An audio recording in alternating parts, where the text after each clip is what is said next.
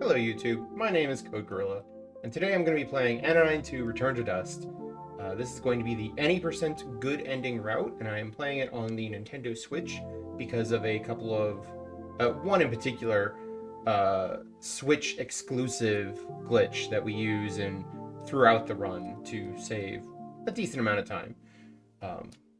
So before we get started, we're gonna go through the settings real quick. These need to be in your video if you're going to have this verified on the leaderboards. So I just make it a habit of going through them at the beginning of each run. Let's see, camera speed 150, yeah. Double health off, invincibility off. Saving is on, skip dialogue is on. Show text immediately is on. That's the other one that matters a lot. And then for language, we're going to be using simplified Chinese since it has the shortest script. And with that, we can get started. Timing starts on selecting a new save file here, so we'll get started in 3, 2, 1, go.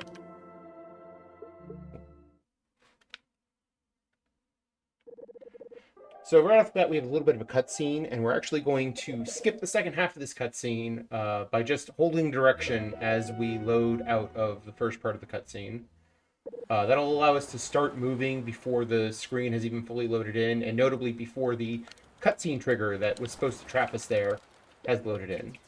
So with that, we can get right on into the tutorial here.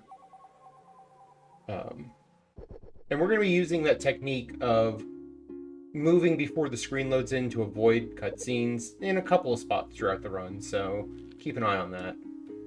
The tutorial here is pretty simple. It basically gives us the idea of the main part of the game. We have we explore 3D to find 2D areas. We go into the 2D areas to find various collectibles. Sometimes we do glitches. They don't tutorialize that part, but so that was a pause float. That is the Switch exclusive glitch that I mentioned at the beginning. It only works on the Nintendo Switch version, doesn't work on any of the other consoles or on PC. Basically, the way it works is if you jump and then immediately pause the game, you will maintain your upwards momentum indefinitely, and allowing you to gain arbitrary amounts of height. So we'll do it again here. 1, 2, 3. And the thing is, since you can't see where you are while you're paused, you just kind of have to know how long you need to stay paused. So I just had the timings for all the relevant pause floats memorized. This is the third and final part of the tutorial. It shows a common level design pattern where there's a split path, but you have to actually do both paths in order to make progress forward. So we do the left side, we get rid of this slime, one set of gates opens, we go back, we do the right side, we kill this slime, and the other set of gates opens. And there we go. So that wraps up the tutorial for us after one quick additional pause float.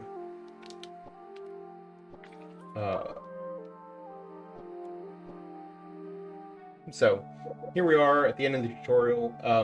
Coming up next, there's supposed to be a tutorial boss, but we're actually going to skip the tutorial boss. They try to force you into the area by wrapping you in invisible walls, but they don't give you an invisible ceiling.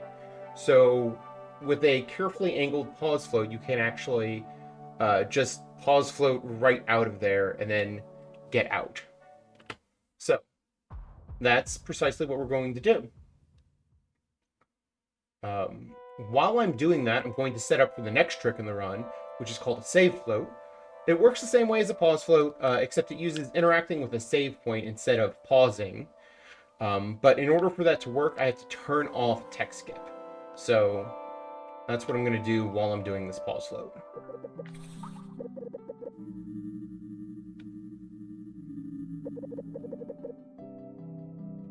All right. 1, 2, 3, 4, 5. Alright, my angle was good, my timing was not. Alright. But it's easy enough to recover with the second jump there, because there's a little invisible area that you can land on. So as I come off the elevator here, I'm going to be holding a direction again in order to avoid another cutscene, kind of like at the beginning of the game.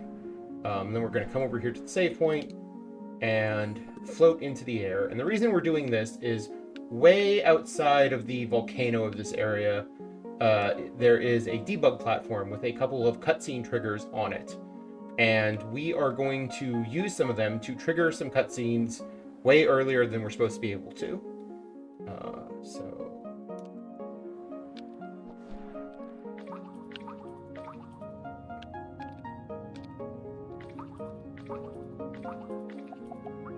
We're going to turn text skip back on. And there we go. So we are both clearing the storm above the city and upgrading the prism in the middle, both of which are necessary to complete the game, but both of which are supposed to require a bunch of cards and dust that we do not have yet. So that saves us a bunch of time getting to do that early. In addition, a hidden effect of that is it actually upgrades our vacuum cleaner to allow us to hold 90 dust instead of just 60 and get more dust per dust pickup. So given that we're going to need a bunch of dust at the end of the game, that ends up helping quite a bit early on. So we're going to head into our first main area here. This is Mysteria Weisel. We've got to talk to, then walk away, then come back and talk to a couple more times before we can finally enter now. So before most of the 2D sections in the game, we actually have these rhythm mini games that are little auto scrollers.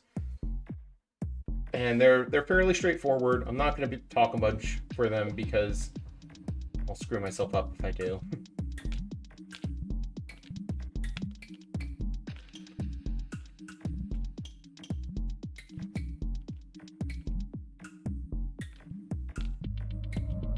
Yeah, there's no way to speed those up, unfortunately, so there's one or two spots where we can actually skip them entirely, so we do that whenever we can. Yeah, this is Mysteria Weisel. The sort of gimmick here is twofold. We have young baby slimes, and we have these like pea shooter enemies. And so there's the first path we're going to go here is all about manipulating these pea shooters to hit switches and such. Like so.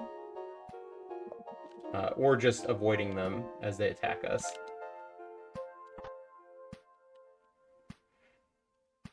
And then we have baby slimes, which will basically, if they are defeated for any reason, they will cause a gate to appear blocking your path. So you just gotta let them alone, or intentionally make sure that the other enemies don't hurt them.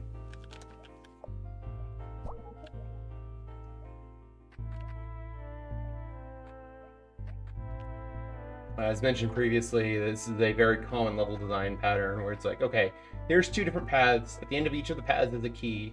You need both keys to move forward. So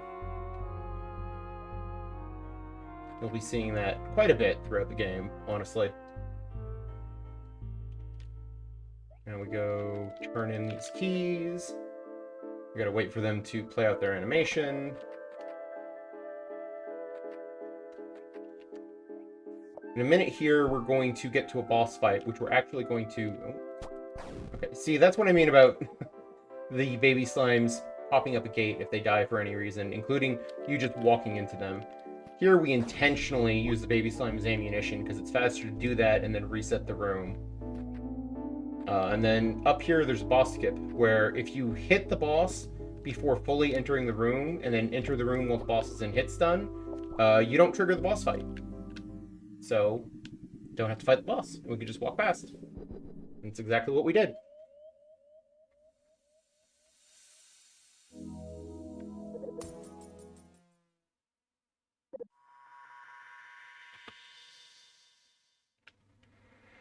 Okay. So after that is Brand Malignant. First we have a little bit of a cutscene here. Not a very long one. So Brand Malignant, the theme of that area is fire. There's flaming slimes and shooters that shoot fire and all that good stuff. 2, 3, 4. Yeah, that's good. There we go.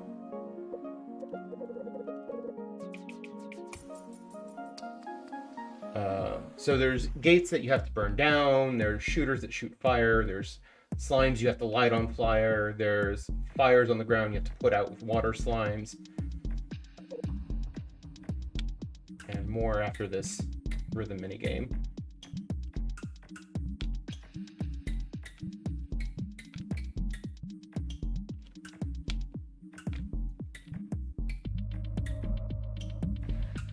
So the other thing this area has is it has some height cycles. In terms of the way cycles work in this game, when you enter a screen for the first time, it will always be in a very specific point in its cycle.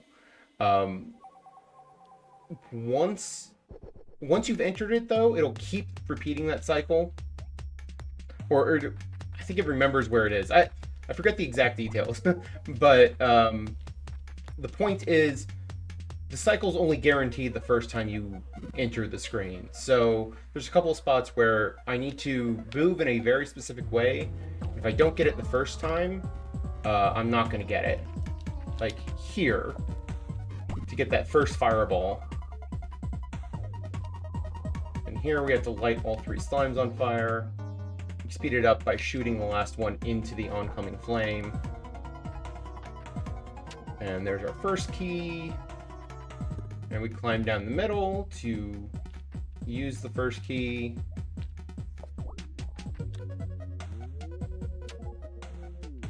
Here's those water slimes I was talking about. In this room, it's faster to just tank the damage than it is to go after the water slime.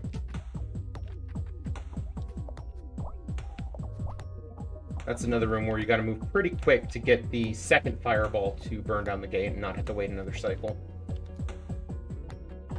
And then the boss here, there's theoretically a boss skip, but the positioning is sub-pixel perfect. By which I mean there's not a consistent setup for it, so usually we end up just fighting the boss, but we'll give it a shot, see if it happens. Nope, it didn't happen.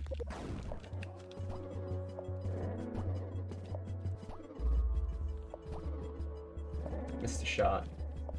The thing is, the boss fights don't take that long, so you don't save that much time, which is why we don't make a big effort in terms of trying to get the boss skipped specifically. So that's Brand Malignant. As we leave here, we're going to do another big pause float to upgrade the prism again and turn in our dust into the prism.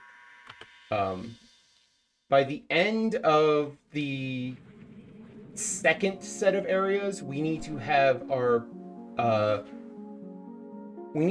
all 12 cards and 200 dust between our tank. 2, 3. I'll finish that thought in a minute. 7, 8, 10, 12, 13, 14, 15, 16, 17, 18, 19, 20, 21, 22, 23, 24, 25. There we go. All right. Where was I? What was I talking about? Right. We need to have 200 dust and all 12 cards. In order to have 200 dust, our tank can only hold 90. So we need to have at least 110 dust in the prism. And so we need to upgrade it at least twice so that it can actually hold 110 dust. Alright. So we have to specifically there wait for that pan out to finish, or else you have a bad time. You come back to a black screen and the triggers don't actually work out correctly. Right. Once again, skipping the tutorial by just holding a direction. That should be the last time. Oh no, there's one more time we need to skip it.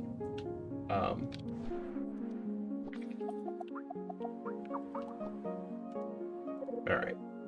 All of that is to say, here we are at Gustine Papellum.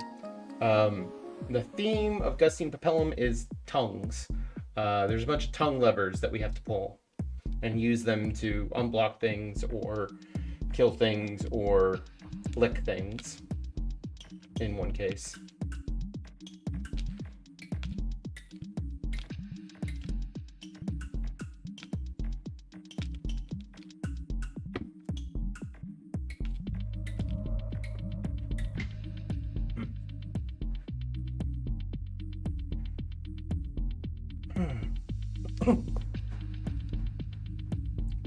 So, here we are at Gustine.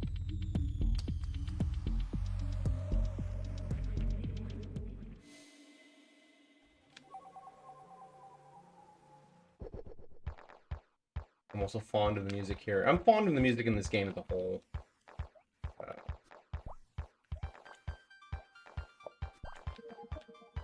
So yeah, you can see these are the tongue levers.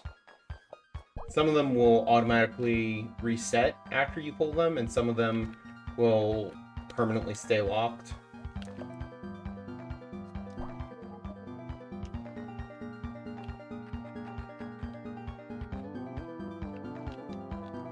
Here we gotta position this enemy to get destroyed by the tongue.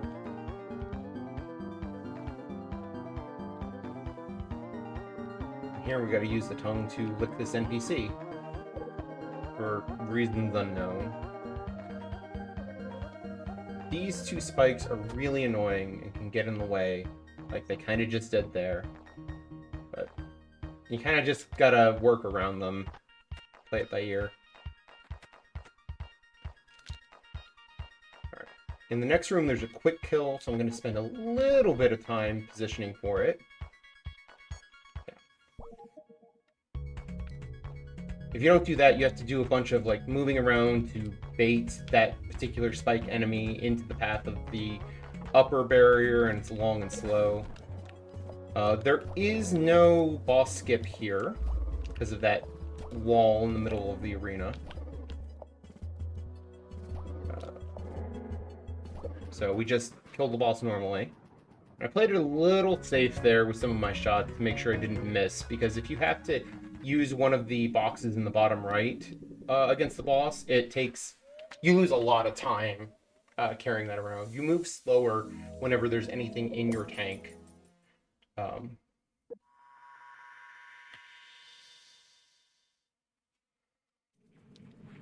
Okay.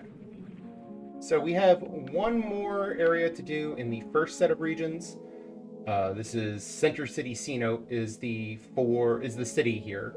After that, we'll go up the elevator and go into Blue Vale. For the last one, the fastest way to get there is to use a new trick called ride scale clipping. Ride scale being the name of your car form that you transform into here. And the way it works is if you wedge yourself into a corner, spin the camera, and transform at the right angle, you will clip through the wall, just like that. So now we get over here, and we have to talk to these 4 worm NPCs before talking to the big worm NPC, who is the Great Guam. And then we can enter the Great Guam. After another rhythm minigame, of course.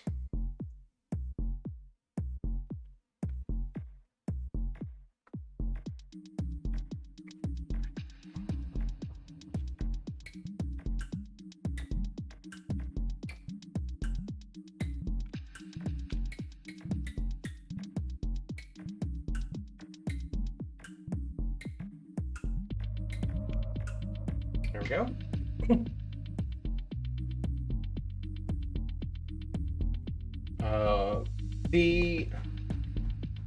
There's not a huge gimmick to Great Guam's area, but we have some underground tunneling enemies called mini Guams.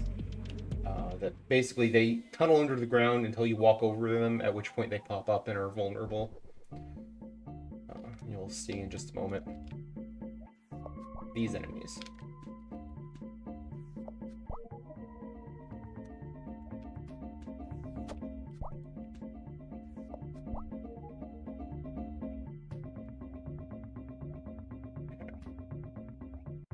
bottom path, and then the upper path has a series of dark rooms. And the way you're supposed to navigate the dark rooms is by memorizing the light rooms above them, which they are copies of, except that the red ropes are removed. So here I can just go down and around.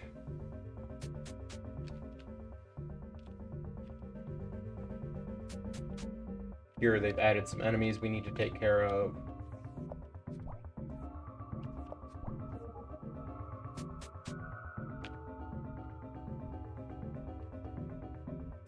And then here they've got a couple more enemies that we need to take care of.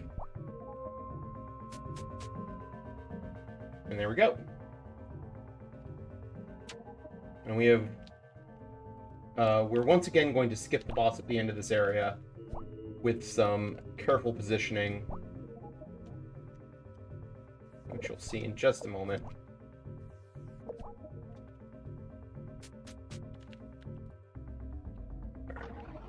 Hold this button so I can stay facing forwards, and there we go. You gotta just wait for that enemy to come to you, and then you can get out of there. All right, there we go.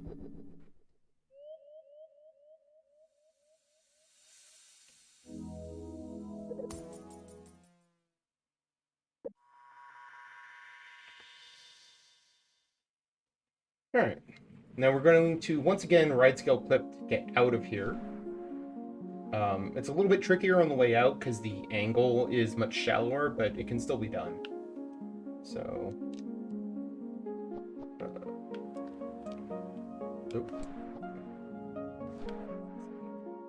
there we go. And then we're going to...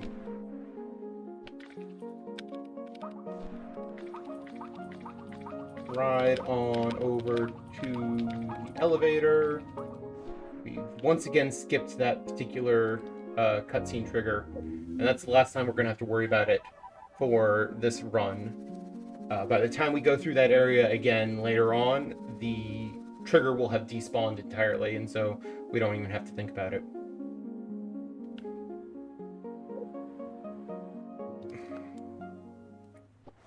In the meantime, though, we do have to trigger this cutscene.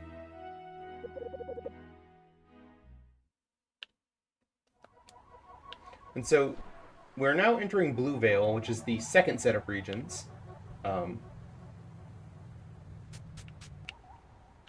Here there are several more cards in 2D areas, but there's also several cards in 3D, and we need every card we can get our hands on at this stage of the game. So that's why I'm making this detour here to get that. 1, 2, 3. And then we're going to do a big pause glide off of this building.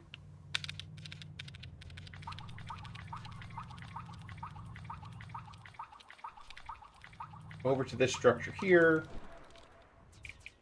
Just like that. And with that, we've actually skipped a rhythm minigame. So the way you're supposed to do this is you're supposed to fall into the pit that we just floated over in order to get to an NPC. You talk to them, you enter them, and you do the rhythm minigame, and then you end up here.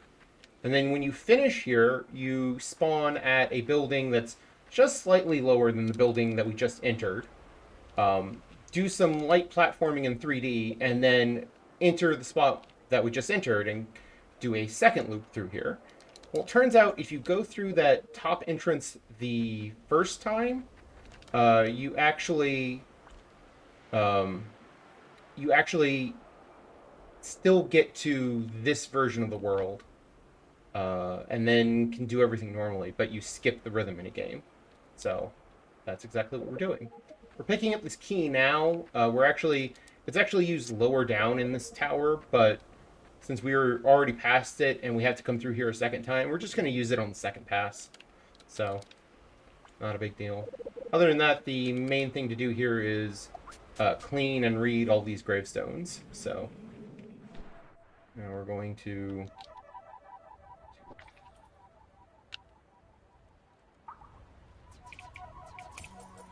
I just used the pause float there to skip all the platforming we're supposed to do. And so now we have color, and we have music, and we have living NPCs. To move on in this area, we have to talk to every NPC that used to be a gravestone. So you'll see me talking to specific NPCs as we go through here. Here's where we spend that key, because at the end of this path is a card. And like I said earlier, we need every card we can get.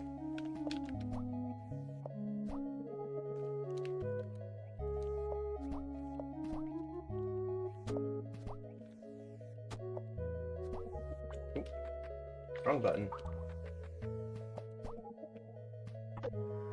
There we go. There's the card. Now we just gotta backtrack a little bit to get back on the main path.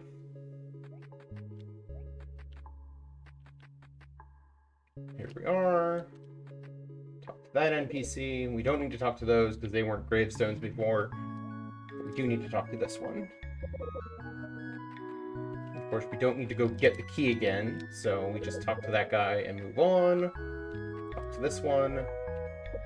And then the last NPC is Jeff Agrosite himself, which is the area we're supposedly in. We get to just ignore him and move on. So here we are.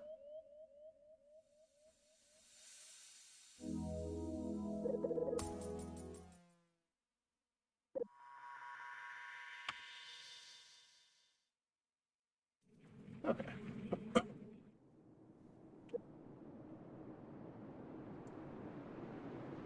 So in Blue Veil, there's only 3 2D areas, but there's a total of 8 cards between 2D and 3D.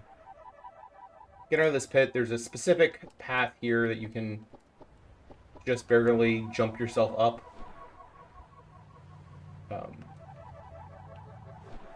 And then we are going to bounce up here and get on the freeway here. The Jade Highway, as it's called. There is a brief detour we have to make before the next 2D area to get another card in 3D. It's behind the waterfall over here. Because of course it is. 1, 2, 3, 4, 5.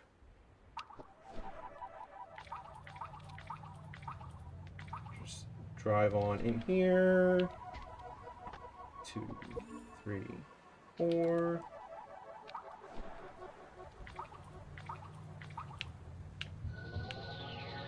And then we're going to make a hard right as we come out of this transition.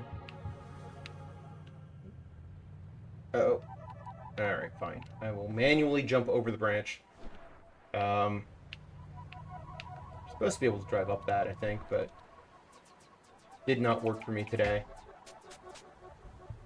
The hitbox on that is a little finicky. We are on our way here. You can't actually turn into a car in here. Generally speaking, if you don't see me turn into a car, assume I can't. Because it is the fastest way to get around in 3D otherwise.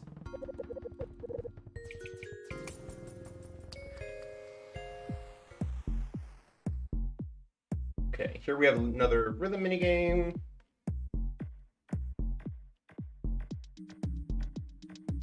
They've introduced black dust, which just means you have to neutral the D-pad instead of holding a direction.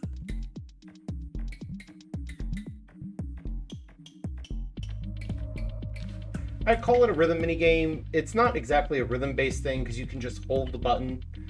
So it's not like DDR where you have to like time the button press, but it's close enough.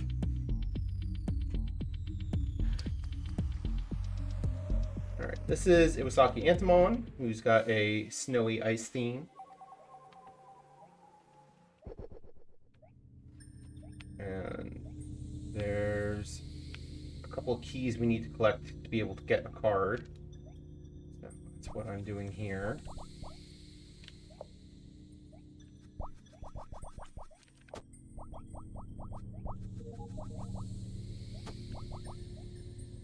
This is actually one of the more dangerous spots in the game. It is one of the few places where you're actually in danger of losing all your health. The thing is, walking over a save point gives you your full health back, So most of the time in the game, the saves are positioned such that you just get free heals so often that you don't have to worry about it. But the way they're positioned here, they're just out of the way enough that you do kind of have to worry about your health, or else slow down and go out of your way for a save point.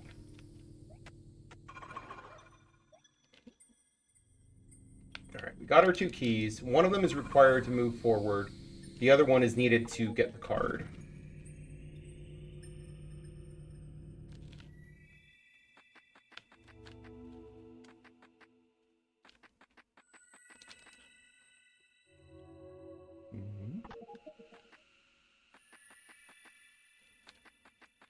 Ow.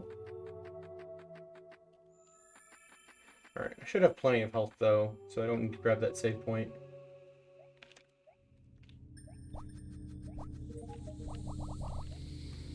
The main thing you have to watch out for is the snowmen, if they hit you, do 2 points of damage, as opposed to everything else in the game that does 1.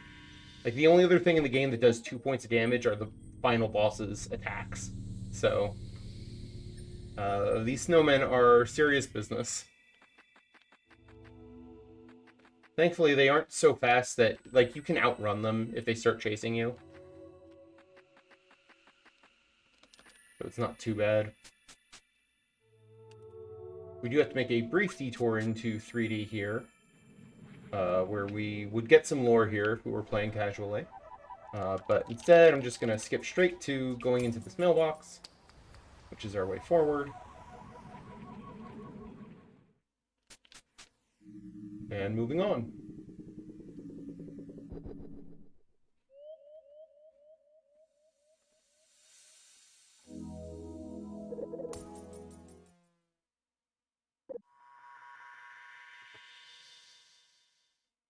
By the way, don't put too much weight on these particular splits. I reset into some new splits for the purposes of recording this submission video. So they aren't fully up to date with like what my PB is or anything like that. All right.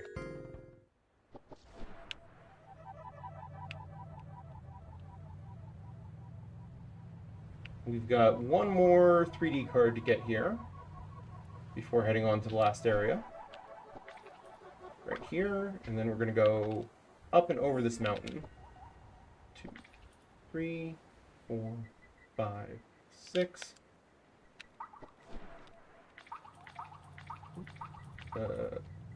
Game? Hello? Good enough. Talk to you and enter Cloneway Jonstein here. Or Cloneway, if you prefer.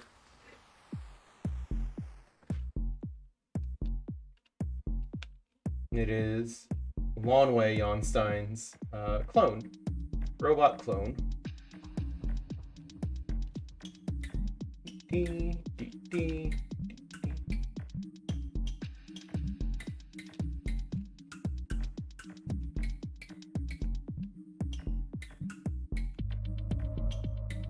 Okay.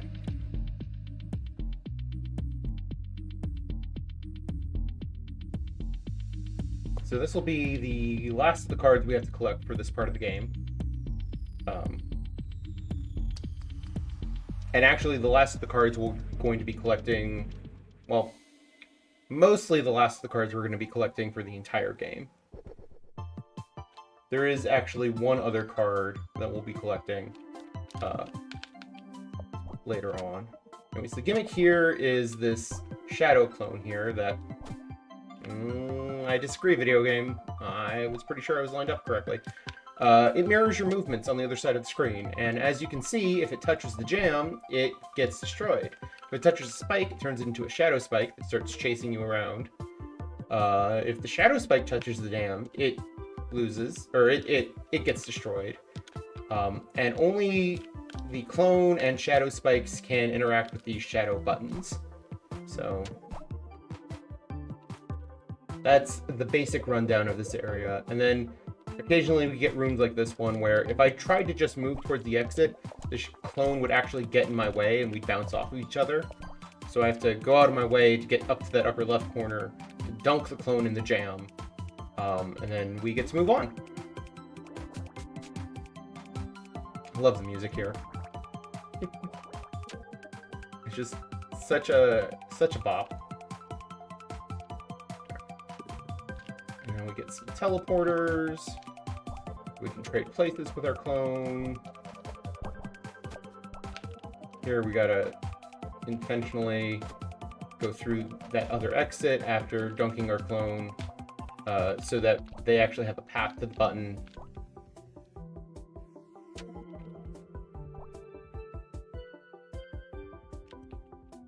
Clear the path, then go through the teleporter. That's section 2 done. Well, mostly done. We got another one of these rooms.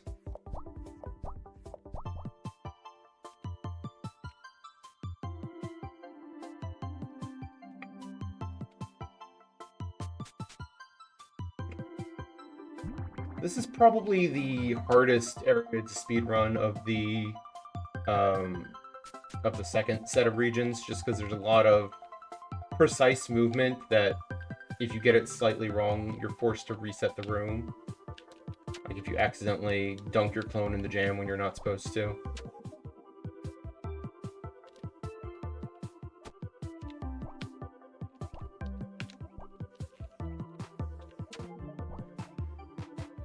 Here we have to make a point to not touch the spikes with the clone. Because once a spike becomes a shadow spike, it is invincible, and we have to destroy all of them to actually move on to the next room. Let's see if we have a good cycle. It's an okay cycle.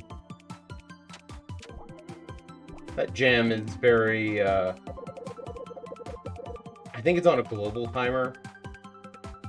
So if your timing is even just a little bit different coming through this area, like it feels different every time you get in there. So you kind of just have to react to it.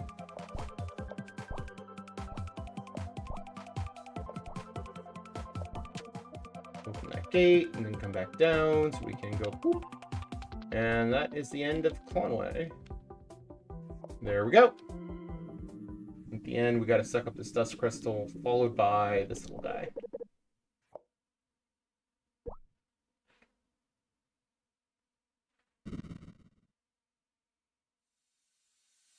Yeah, I lost a little bit of time there because I had to reset one of those earlier rooms, but it's fine.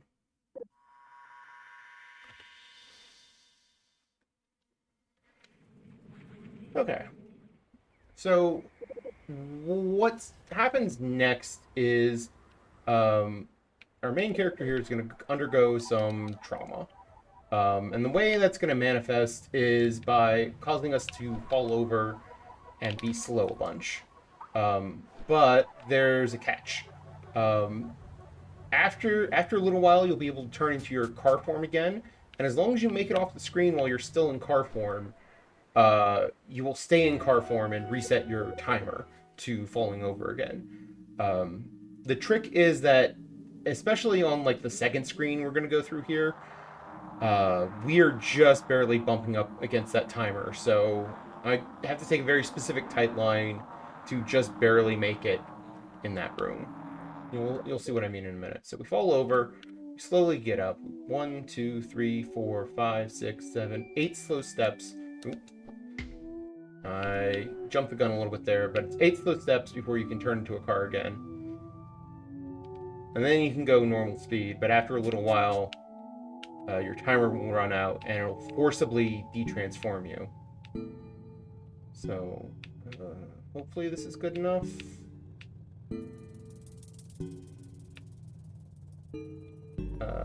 Yes, okay. And we're going to do a little pause spam here to get over the railing. Because we're heading down here.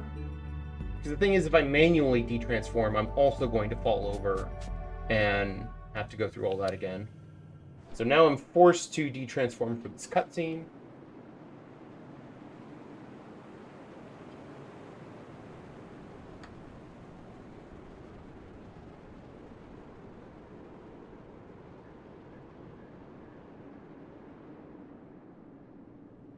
We're going to fall over in the cutscene. We're going to get up. We're going to fall over again. We're going to get up again. 1, 2, 3, 4, 5, 6, 7, 8 steps. Then we can turn into a car.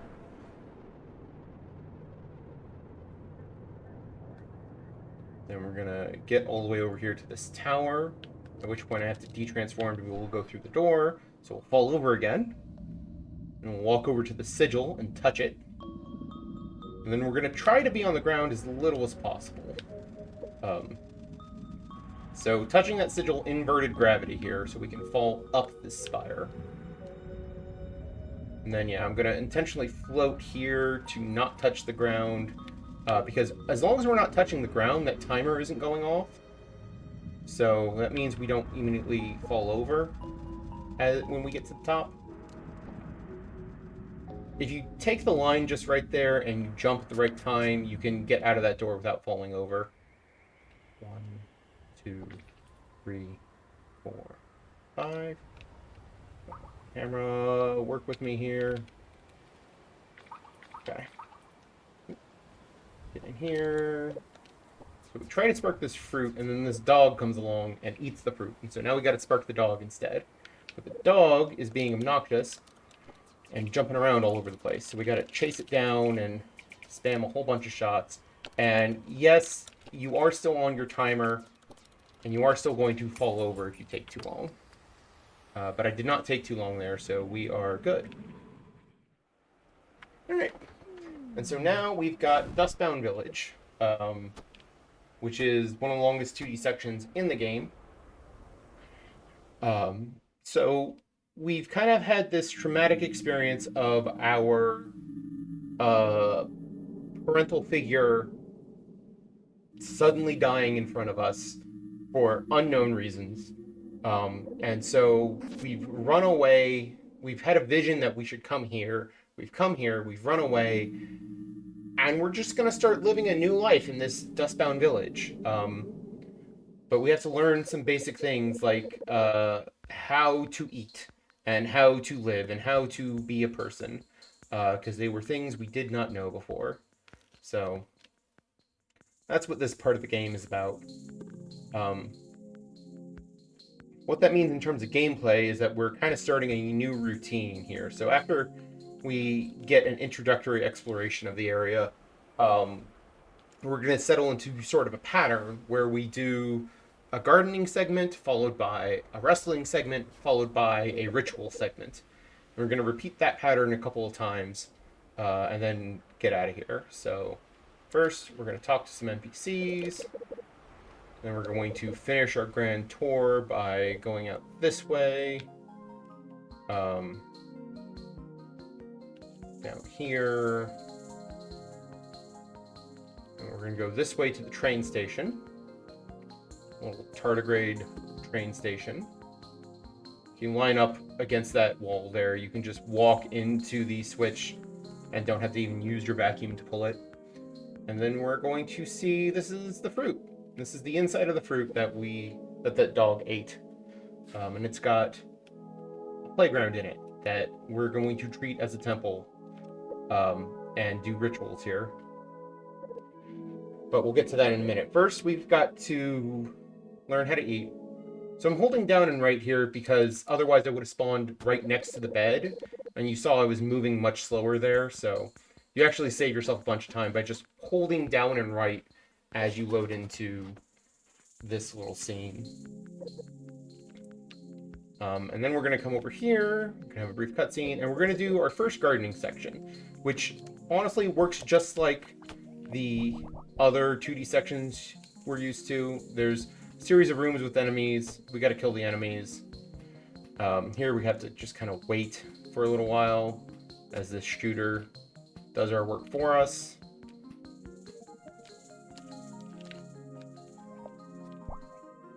Oh, I did not mean to grab that box, but it's fine. Worked out.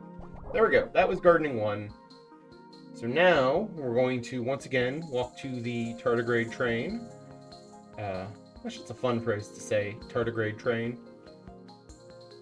But yeah, we're going to walk here to go to the ritual and do ritual 1.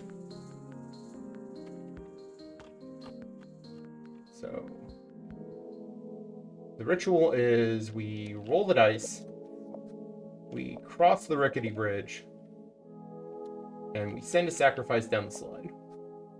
That's it. That's all we have to do. And then from there, we get roped into a wrestling circuit, because of course we do. Video games! Anyways. So here, we're trying to not actually hit the target, but hit next to the target, or near the target. And I missed one of those shots.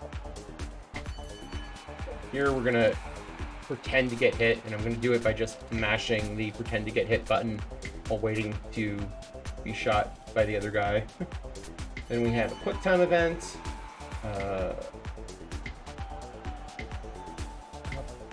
Down, B, left, Y. Always ends on Y. And then the finale,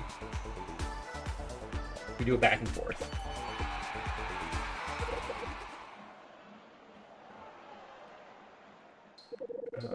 Sorry, I had to ban a spam bot in my chat, because I'm currently streaming this on Twitch.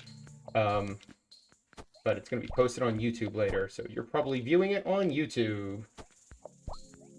Anyways, this is gardening 2, and one of these moles escaped. It's fine. But yeah. Again, this is just go through the rooms, kill the enemies. Not much to say about it.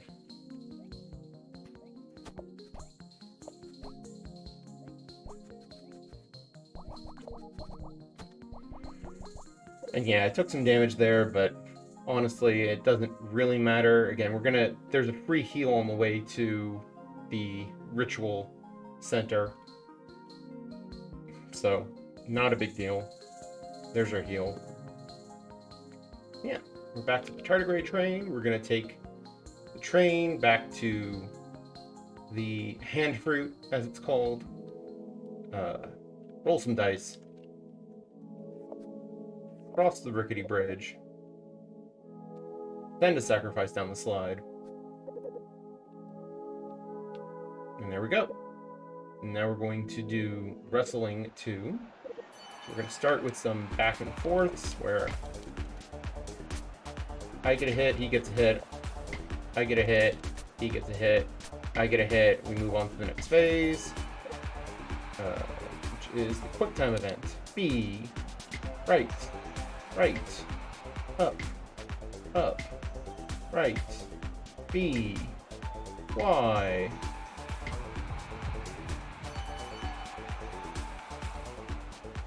Now we're going to do some more back and forth.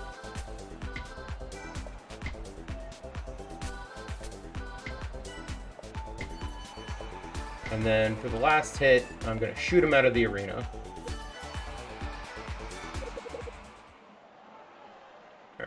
And now there's going to be a bunch of cutscenes. We're actually not doing Gardening 3. There is no Gardening 3.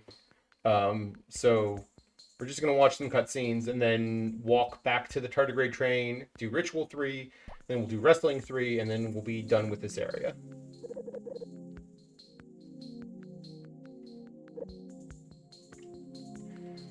Yeah, the split in the run is like just over 10 minutes long. It's the longest split in the run, too. You could arguably break it into smaller splits, but I don't know that it matters that much.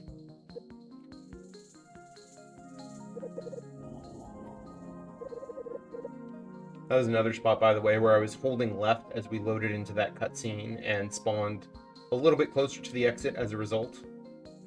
Yeah, minor optimization, but every little bit counts. Alright, take the train.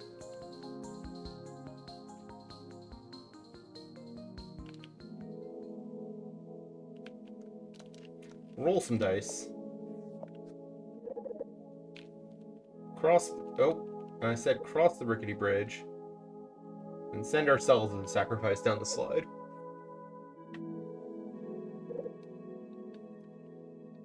And we're on to Wrestling 3. So once again, we're going to start with some back and forth.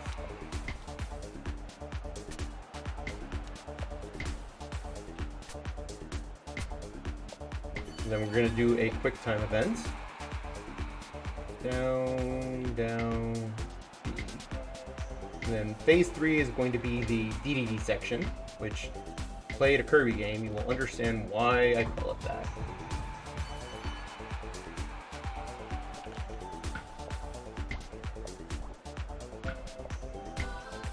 You need 4 hits, which you can do in 2 cycles if you do it perfectly. I am not doing it perfectly here, but it's fine. And then we are going to play some tennis, but I'm just going to stand next to him and mash. And that's it. Now we've got like 2 to 3 minutes straight of cutscenes. This is the longest set of cutscenes in the game. Where even with text skip, this takes a while to get through. So, you know, get up, stretch, get some water, use the restroom. We'll be back in a moment. Okay, maybe not that long, but still.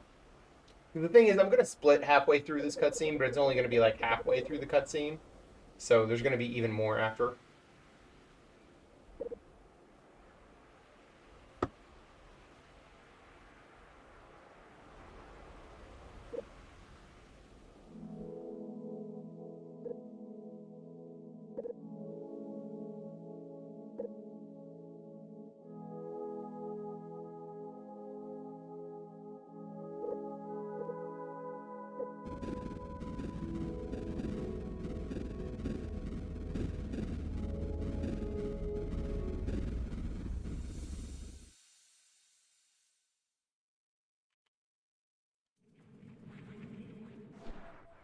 Nope.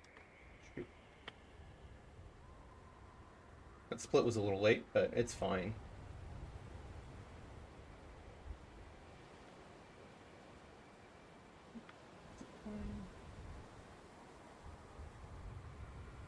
I'm not going to mess with it because I don't remember what my hotkeys are for redoing splits. So we're just going to leave it. It's fine. I'm not too married to these splits, so not a big deal. Anyways, like I said, more cutscene.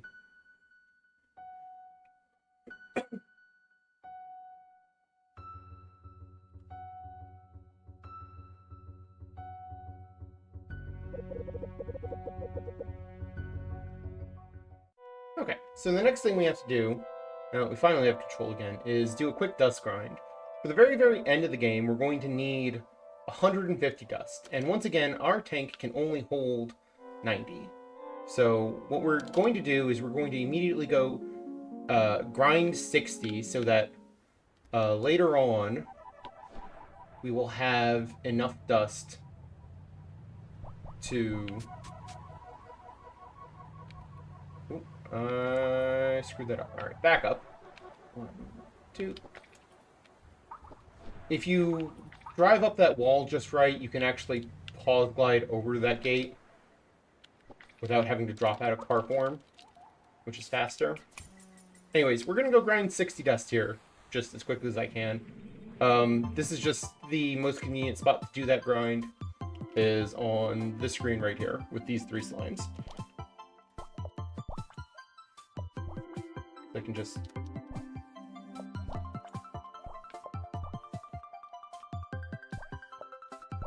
Yeah, there we go. There's the loop.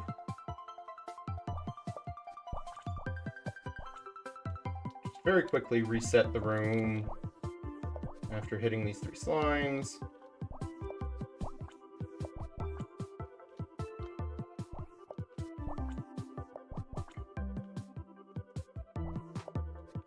We need to go to at least 60. Probably will be more like 61. Because you don't get dust one at a time, as you can see. I'm not having good luck with this dust grind. I feel like there's... Oh, 62. Alright, that means later on when we do our final dust grind, we'll need 88. There's another spot later in the run where it's even easier to get dust, but it's out of the way to do now. And if we were doing 2 trips to that area, it would be rather slow. So we do this smaller grind here now, and then a bigger grind later. on the way of doing other things.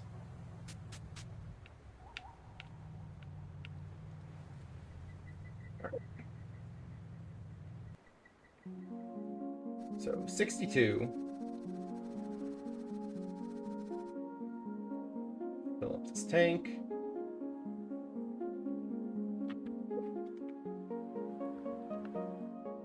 And return this way. So now, now is one of my favorite areas of the game. Desert NPC, also known as No Such Scene. Also known as what the heck is even happening here? As you will see in a minute. But first, we got to do a little bit of setup. There are 5 trees in this area. We eventually have to talk to all 5 in a very specific order. So we hit the first 2 on our way to No Such Scene. We hit the next one on the way to the next thing, and then we hit the last 2 at the end. Anyways, if this looks weird to you, don't worry about it. And now for the most challenging rhythm minigame. Alright, focus.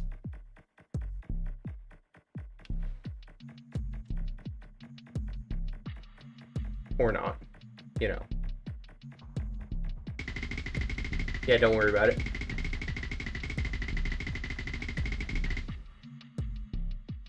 If things look weird and broken to you, don't worry about it, they're supposed to. So, I should explain what we're doing in this portion of the game. We no longer care about cards at all. What we need to collect now is we need to collect 3 color pieces and the color base. The 3 color pieces can show up in 5 different spots.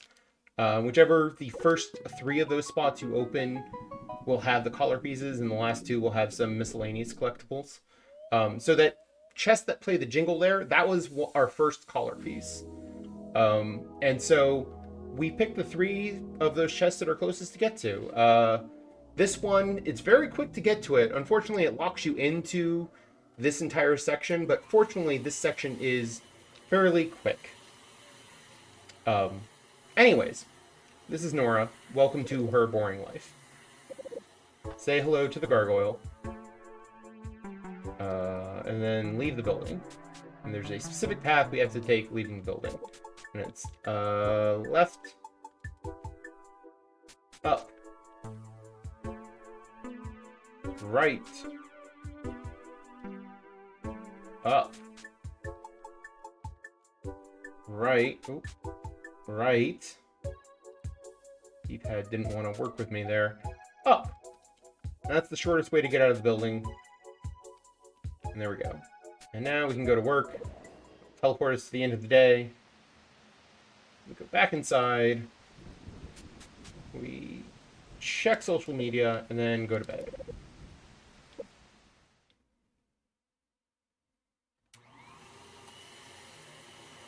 And then once again, we're going to wake up.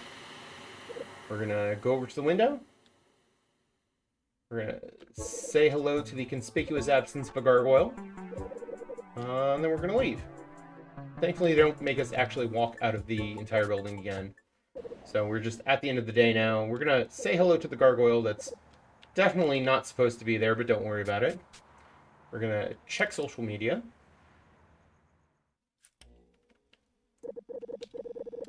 And go to bed. Then we're going to have some cutscene.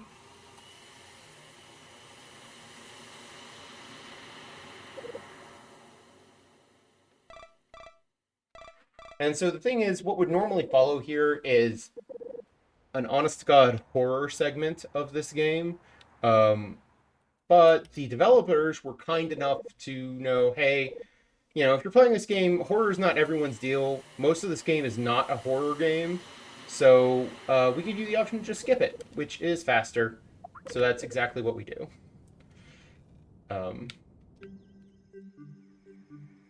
We do get a card out of that, but we don't actually care about that card at all. It's just once you go in that area to get the color piece, the only way out is to finish the area. Now, I almost forgot. Like I said earlier, we got to talk to tree number 3 here, on the way out. And then we head over here, and we're going to orb sector 4-16-5, which is at the very top of this hill. Once again, we're just going to do enough of this area to get the color piece and then bail.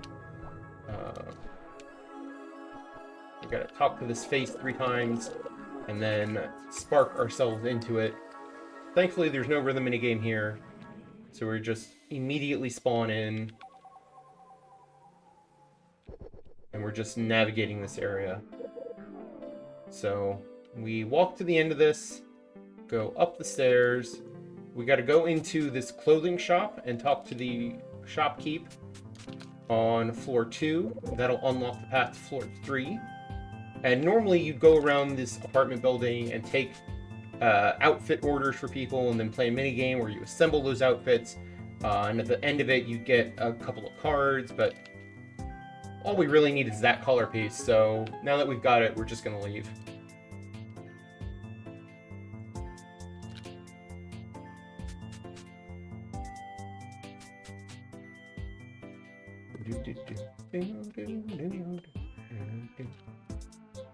And there we go. Alright, and that's all we needed in this section, so we're just gonna drive on down back to the door we entered to get here. Just right through here. Make a hard left to talk to tree number 4. And then drive across the desert here to get to tree number 5, which is the one that we can finally enter and play our last rhythm minigame of the run.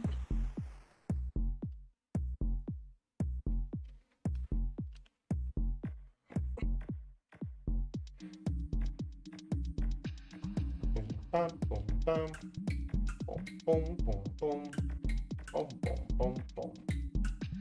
Do, do, do. Boom, bum, boom, bum. Boom, bum, boom, bum. Boom, boom, bum, boom. Alright. So we're actually going to spawn into an area that will look familiar to anyone who's played Anodyne 1, the prequel to this game. This section is a little mini hub modeled after the hub of Anodyne 1. If you play this game yourself, which you absolutely should, there is some lore that you can find in the post-game that kind of explains how and why and what the relation between the two games is.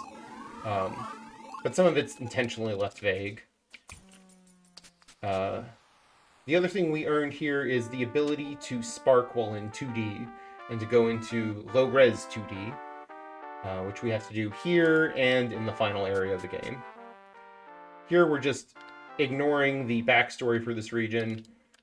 What you would normally be doing here if you're trying to get everything is going and finding these 4 armor pieces of destiny all around this land and explore a whole bunch of stuff. And yeah, we don't care about any of that. We're just gonna go find a color piece and grind some dust. So first we get off on this island. There's our 3rd color piece. And then we go up and we go left and we go up again. And here's our room for grinding. You can see why we use this one. So we got to get to 88 dust is our target number.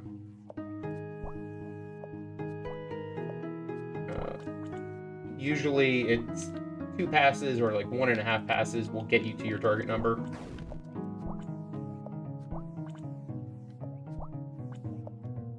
One, 86, 89, good enough.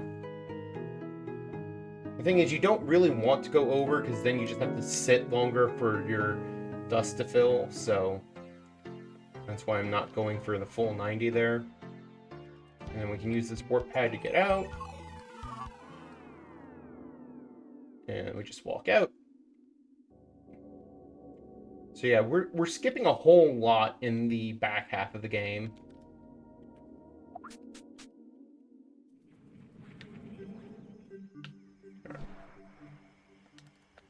So, the last thing we got to do is we got to pick up the base of the collar, which is in this 3D area, conveniently on our way.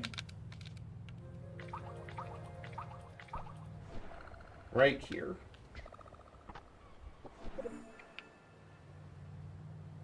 And now, with all of that put together, what do you do with a fully assembled collar?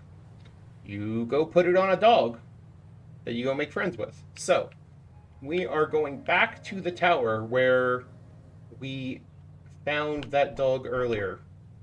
And we're going to climb that tower, and we're going to pet a dog. Not only can you pet the dog, but you must pet the dog to get the best ending. So, let's go do that. Flip gravity, fall down the tower. These glowing red and gray jellyfish things, if you land on them, they just bounce you up. But obviously that takes longer, so we're going to avoid them.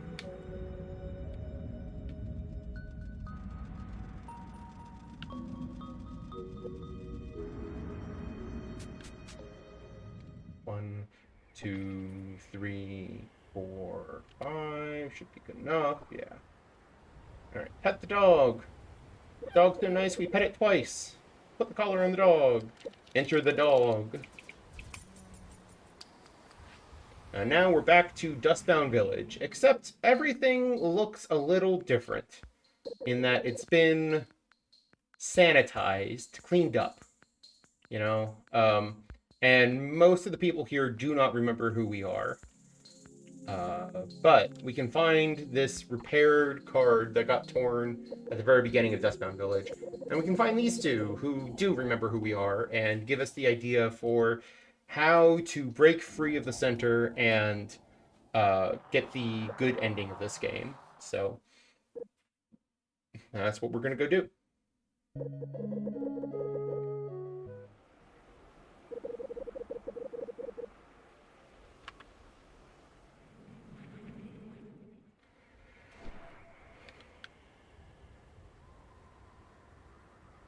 All right. Just a little bit more cutscene, and now we just drop off here. And we do have to actually walk out of the tower this time. There's no cutscene to deliver us back to the center. So now we're going to fall down the tower the way it was intended.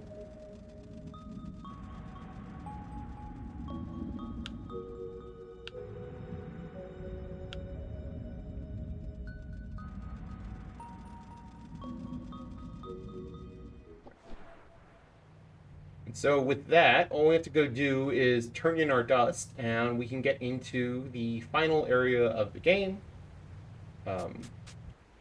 Which is, of course, the longest and most difficult area of the game. But, you know, we wouldn't have it any other way. Makes the end of the speedrun interesting. Yeah, first we just gotta do a little bit of driving. The rail there is completely fake. You can just drive through it. So we go to turn in our dust.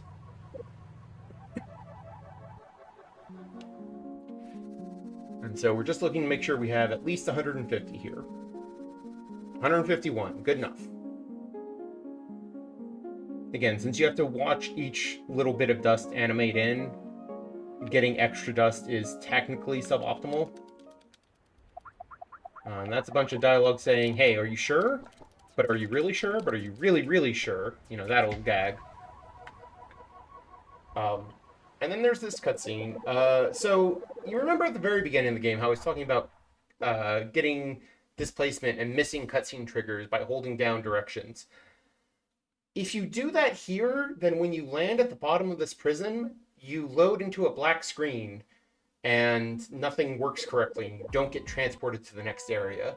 So I have had that kill run before, but I now know just don't touch anything on the controller while this cutscene is happening.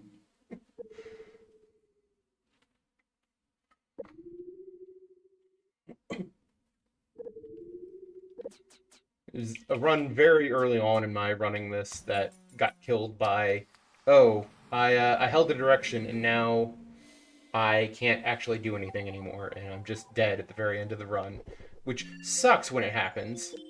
Anyways, this is Nano Cleaner's era.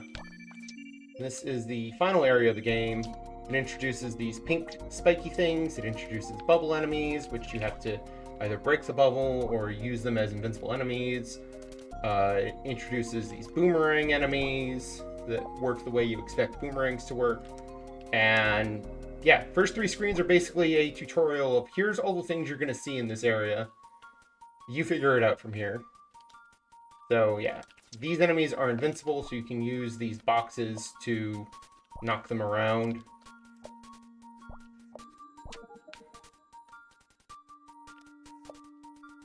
Here we have to use the boxes to knock them over these switches, like so. Here we're going to use a bubbled boomerang to get rid of all these spike enemies.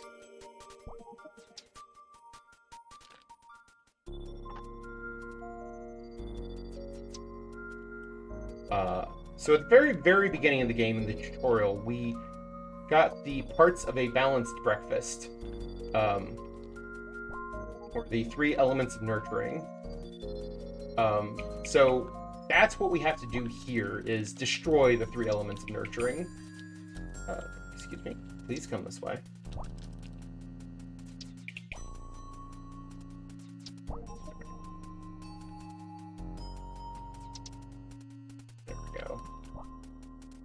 The timing on that can be very particular to get it on the earliest possible cycle. If you move a little bit too early, you end up running the shooter into the spikes there, which will kill it. If you run late, you end up just missing a cycle. But we got the good cycle there.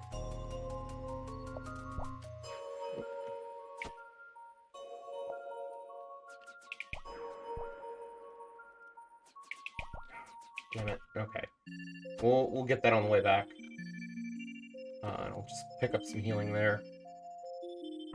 That was not how that was supposed to go, but it's fine.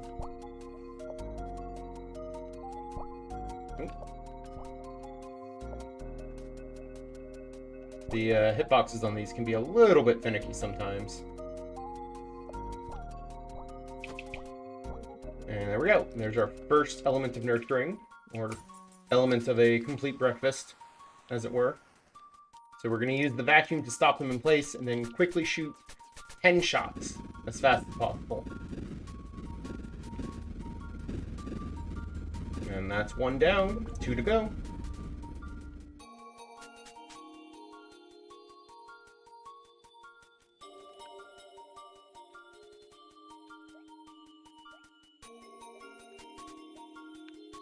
Let's try this again. Just gonna make this a little easier for ourselves. There we go. Easy peasy. Alright.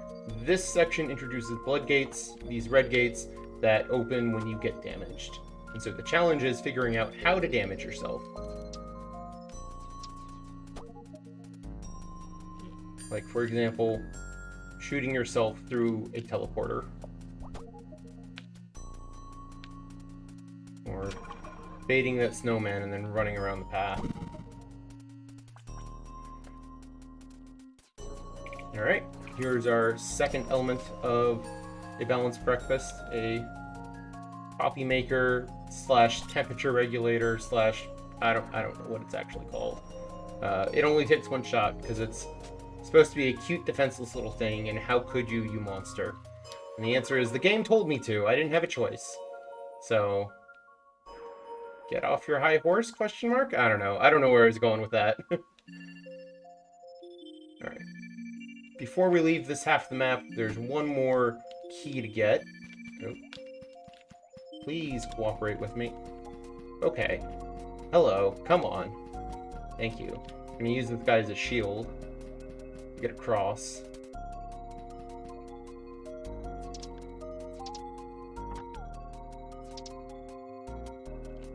And then on the way back, we can stun it with a box to get through.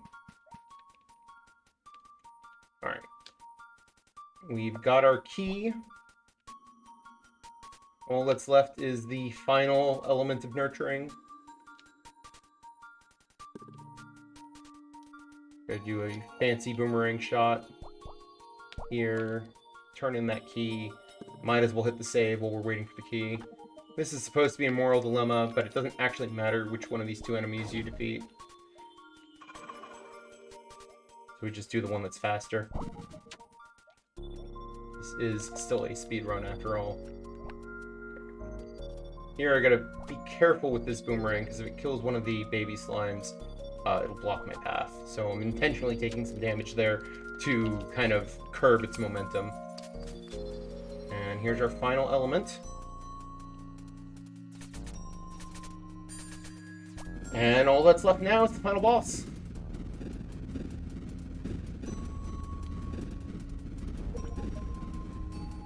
So for the final boss, there's a, I guess a 16-bit section and like a, I don't know, is that 4-bit section?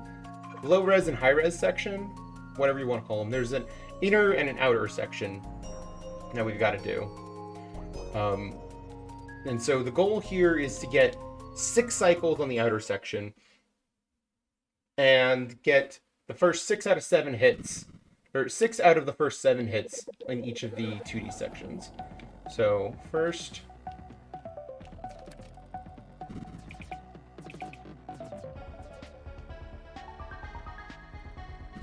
all right, 2 cycles for the first phase. That's good.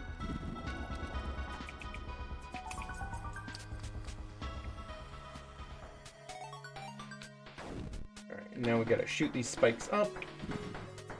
And I say 6 out of the first 7 because these two overlap in a way where you can't get both of them ever and have them both count. But so the 7th spike is the earliest you can actually defeat each part of the boss.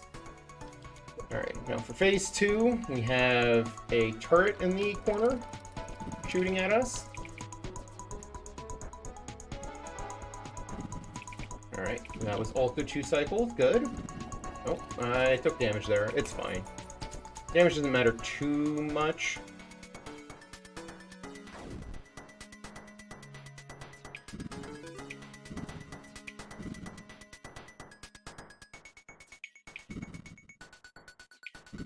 There we go. Alright, and now both turrets in the upper corners are firing at me, so there's going to be considerably more dodging. Plus, the fist will actually stay extended for a shorter period of time, so it's harder to get 2 cycles here. I did not get 2 cycles. Alright, I need to not die, because phase 3 inside does expect the damage boost here, so we'll pick up some of this health just to be on the safe side. And damage boost here. But that should be it. There we go. And that is our final boss done. There's going to be a horrible screeching noise at the very end, so fair warning.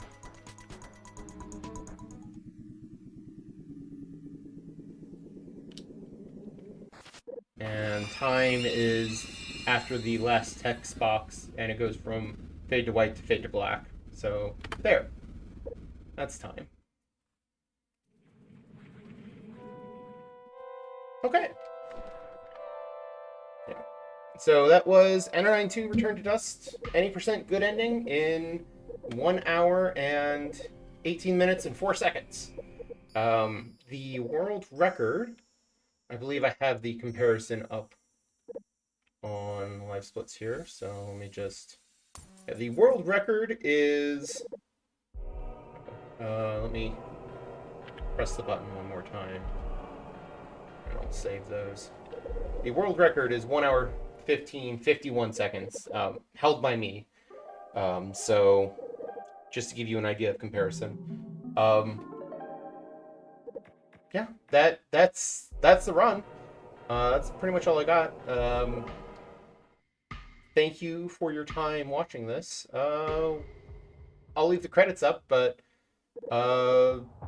Submission video is over, so feel free to go do something else with your life now. Thank you. Thank you for your consideration. Um, that's all I got.